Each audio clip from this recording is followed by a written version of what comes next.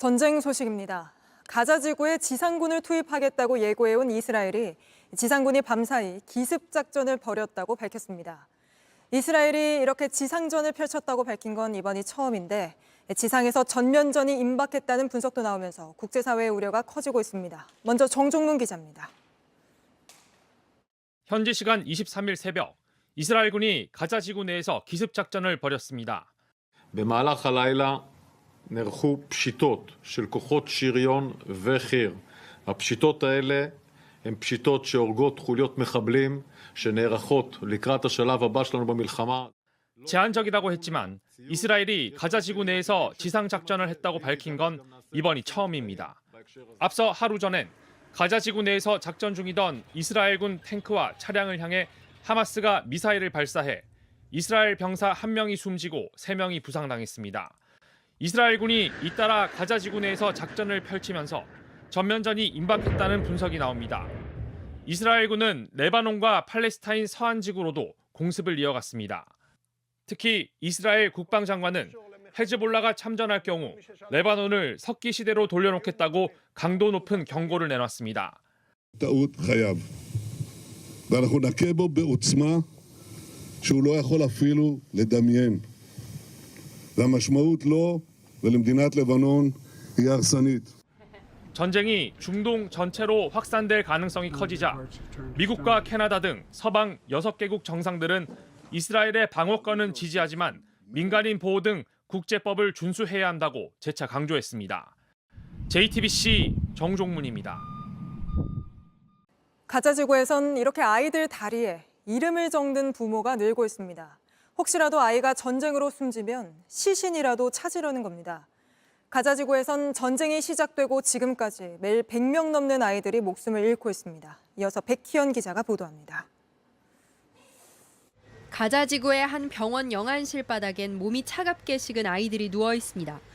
다리엔 아랍어로 이름이 적혀 있습니다. 미국 CNN은 부모들이 아이가 사망할 경우 신원을 확인하기 위해 미리 적어둔 거라고 전했습니다. 병원 관계자는 부모가 아이의 다리와 배에 자녀의 이름을 쓴 사례가 있었다며 이는 아이들이 언제든지 표적이 돼 다치거나 숨질 수 있다는 의미라고 말했습니다.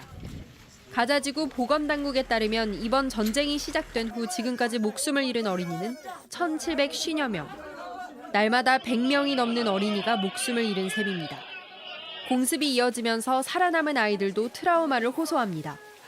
يعني معاناة أطفالنا بالليل غير شكل طول الليل هم بيبكوا طول الليل تبول لا إرادي مش من احنا راحة نفسية فيش أطفالنا عندنا كل شوية هم بيفزوا كل مجرد إنه كرسي يتحرك مش كمان دبة صار الأولاد عندهم خوف ورعب.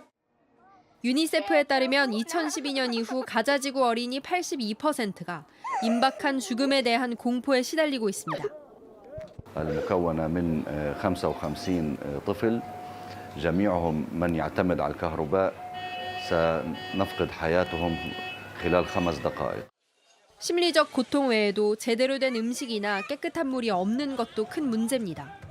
현지 시간 23일 구호 물품을 실은 트럭이 3번째로 가자지구로 들어갔지만 인도적 위기를 해결하기엔 역부족이란 지적입니다. JTBC 백희연입니다. 이런 가운데 봉쇄된 가자 지구의 주민들은 부족한 식량의 기대에 근근히 견디고 있습니다. 어제 개전 뒤 처음으로 구호 물품이 들어가긴 했지만 200만 명이 넘는 주민들을 돕기엔 턱없이 부족합니다. 김재현 기자입니다. 전기가 끊겨 깜깜한 가자 지구의 밤. 가게 주인이 양초 불빛에 의지해 장사를 하고 있습니다. 진열된 물건들은 언제 동이 날지 모릅니다. ما في كهرباء ما في مي البضاعة بصعوبة لحتى عم نقدر نجيبها وإذا بنجيبها بأسعار غالية الإشي اللي موجود اليوم بكرة ما بنلاقيه. 2주간 이어진 이스라엘의 공습과 포위 속에 230만 명의 가자지구 주민들은 물과 식량, 연료, 의약품이 바닥나 힘겹게 버티고 있습니다. 어제 개전 뒤 처음으로 라파 검문소로 트럭 20대가 구호품을 싣고 들어갔지만 턱없이 부족합니다. هل يعقل انه 20 شاحنه لو احنا وزعنا على 2 مليون و100 بدنا نفترض جدلا انه هدول ال 20 شاحنه نوزعين على الكل مين هو الكل اللي بده ياخذ 그나마 1차 물량이 들어간 뒤 라파 국경은 곧바로 다시 닫혔습니다. 추가 개방이 언제 될지 불투명한 가운데 수백 대의 트럭은 여전히 이집트 국경에서 대기하고 있습니다.